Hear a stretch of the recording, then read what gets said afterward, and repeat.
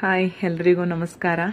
Mysuru to Delhi ಪ್ರಯಾಣ ಹೇಗಿತ್ತು? ನಮ್ಮ 6030 ಕಿಲೋಮೀಟ್ರನ್ನ ನಾವು ಕಂಪ್ಲೀಟ್ ಮಾಡಿದ್ದು ಮತ್ತು ಪ್ಲೇಸ್ಗಳನ್ನ ಕವರ್ ಮಾಡಿದ್ದು ಎಲ್ಲಾದ್ರ ಬಗ್ಗೆ ನಿಮಗೆ ಒಂದು ವಿಡಿಯೋದಲ್ಲಿ ತಿಳಿಸ್ಕೊಡ್ತೀನಿ. ಅಂದರೆ ಸ್ಟೆಪ್ ಬೈ ಸ್ಟೆಪ್ ತಿಳಿಸ್ಕೊಡ್ತೀವಿ. ಇದು ನಮ್ಮ ಮನೇಲಿ ಬೈಕ್ನ ರೆಡಿ ಮಾಡಿ ನಿಲ್ಲಿಸಿದ್ದು ಹಿಂದಿನ ದಿನ. ಏನೇನು ಬೇಕು ಮತ್ತು ಥಿಂಗ್ಸ್ಗಳೆಲ್ಲ ಏನು ಬೇಕು ಎಲ್ಲ ಪ್ಯಾಕ್ ಮಾಡಿ ನಾವು ರೆಡಿ ಮಾಡಿ ಹಿಂದಿನ ದಿನ ನಿಲ್ಲಿಸ್ಕೊಂಡಿರೋದು. ಅಂದರೆ ನಾವು 2 ಕಪಲ್ ಹೊರಟಿದ್ದು. ನಾವು ಹಿಂದಿನ ದಿನ ಪೂಜೆ ಮಾಡೋಕ್ಕೆ ಹೇಳಿದ್ವಿ, ಅಂದರೆ ರೆಡಿ ಮಾಡಿ ಇಟ್ಕೊಂಡಿದ್ರು ನಮ್ಮ ಪುರೋಹಿತರು. ಚೌತಿ ಇದ್ದಿದ್ದರಿಂದ ಅವರು ಬೆಳಗಿನ ಜಾವ 4 ಗಂಟೆಗೆ ಬಂದು ನಮಗೆ ಪೂಜೆ ಮಾಡೋಕ್ಕೆಲ್ಲ ರೆಡಿ ಮಾಡಿ ಇಟ್ಕೊಂಡಿದ್ರು. ನಮ್ಗೆ 5:30 ಅಷ್ಟರಲ್ಲಿ ಪೂಜೆ ಮಾಡಿಕೊಟ್ಟು ರೆಡಿ ಮಾಡಿ ಮತ್ತು 6:30ಗೆಲ್ಲ ನಮಗೆ ಗಾಡಿ ಪೂಜೆ ಮಾಡಿಕೊಟ್ರು. 6:30 ಪೂಜೆ ಮಾಡಿ ನಮ್ಮನ್ನ ಆಶೀರ್ವಾದ ಮಾಡಿ, ಹಾಗೆ ನಾವು ಕುಂಭಮೇಳಕ್ಕೆ ಕಾಶಿಗೆ ಎಲ್ಲ ಹೋಗ್ತಾ ಇರೋದು ಕೇಳಿ ಅವ್ರು ತುಂಬ ಖುಷಿಪಟ್ಟು ನಮ್ಮ ಹಾರೈಸಿ ಕಳಿಸಿದ್ರು. ಹಾಗೆಯೇ ನಾವು ಬೈಕ್ ರೈಡಿಂಗ್ ಸ್ಟಾರ್ಟ್ ಮಾಡಿದ್ವಿ. Mysuru to Hyderabad first day ನಾವು ಹೈದ್ರಾಬಾದಿಗೆ ಹೋಗಿ ತಲುಪಿದ್ವಿ.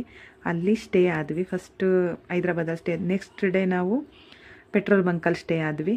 ಟೆಂಟ್ ಹಾಕ್ಕೊಂಡು ಸ್ಟೇ ಆಗಿದ್ವಿ ಪೆಟ್ರೋಲ್ ಬಂಕಲ್ಲಿ. ನೆಕ್ಸ್ಟ್ ಡೇ ಪೆಟ್ರೋಲ್ ಬಂಕಲ್ಲಿ ಪರ್ಮಿಷನ್ ತೊಗೊಂಡು ನಾವು ಸ್ಟೇ ಆಗಿದ್ದು. ಎಲ್ಲ ಪೆಟ್ರೋಲ್ ಬಂಕಲ್ಲೂ ನಮ್ಗೆ ಪರ್ಮಿಷನ್ ಕೊಟ್ಟರು.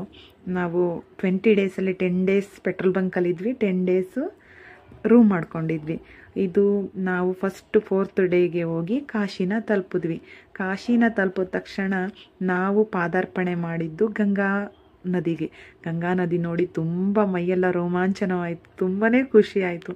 ಈ ಭಾಗ್ಯ ಎಲ್ಲರಿಗೂ ಸಿಗಲಿ, ನಮಗೆ ಸಿಕ್ಕಿರೋ ಅದೃಷ್ಟ ಎಲ್ರಿಗೂ ಸಿಗಲಿ ಅಂತ ಕೇಳಿಕೊಂಡು ದೇವಿ ನೀರಿಗೆ ಪಾದಾರ್ಪಣೆ ಮಾಡಿದ್ವಿ. ಹಾಗೆಯೇ ನಾವು 3 ಸಲ ಮುಳುಗಿ ಪೂಜೆನ ಸಲ್ಲಿಸಿದ್ವಿ.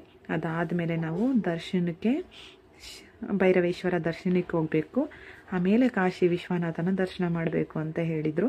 ಭೈರವೇಶ್ವರ ದರ್ಶನ ಮುಗಿಸಿ ಕಾಶಿ ವಿಶ್ವನಾಥನ ದರ್ಶನಕ್ಕೆ ಹೋದ್ವಿ. ಅವತ್ತು ತುಂಬಾ ರಶ್ ಇತ್ತು. ಅಂದರೆ 1 ವೀಕ್ ತುಂಬಾ ರಶ್ ಇತ್ತು.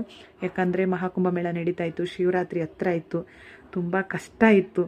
6 ಅವರ್ 8 ಅವರ್ ನಿಂತಿದ್ವಿ, ದರ್ಶನ ಮುಗಿಸಿದ್ವಿ. ಸಂಜೆ ಆಗೋಯ್ತು. ಅಷ್ಟರಲ್ಲಿ ತುಂಬ ಫೋಟೋಗಳು ವಿಡಿಯೋ ಏನು ಮಾಡೋಕ್ಕಾಗಲಿಲ್ಲ. ನಮಗೆ ತುಂಬ ಸ್ಟ್ರೈನ್ ಆಗಿದ್ದರಿಂದ ಒಂದು 4-5 ಫೋಟೋ ತೊಗೊಂಡ್ವಿ ಅಷ್ಟೇ. ಅದಾದಮೇಲೆ ನೆಕ್ಸ್ಟು ನಾವು ಪ್ರಯಾಗ್ರಾಜ್ಗೆ ಪ್ರಯಾಣ ಬೆಳೆಸಿದ್ವಿ. ಅದಾದಮೇಲೆ ನೆಕ್ಸ್ಟ್ ವಿಡಿಯೋದಲ್ಲಿ ನಿಮಗೆ ತಿಳಿಸ್ಕೊಡ್ತೀನಿ. ನೆಕ್ಸ್ಟ್ ಪ್ರಯಾಗ್ರಾಜ್ ಆದಮೇಲೆ ಅಯೋಧ್ಯೆಗೆ ಹೊರಟ್ವಿ, ಅದನ್ನೆಲ್ಲ ತಿಳಿಸ್ಕೊಡ್ತೀನಿ.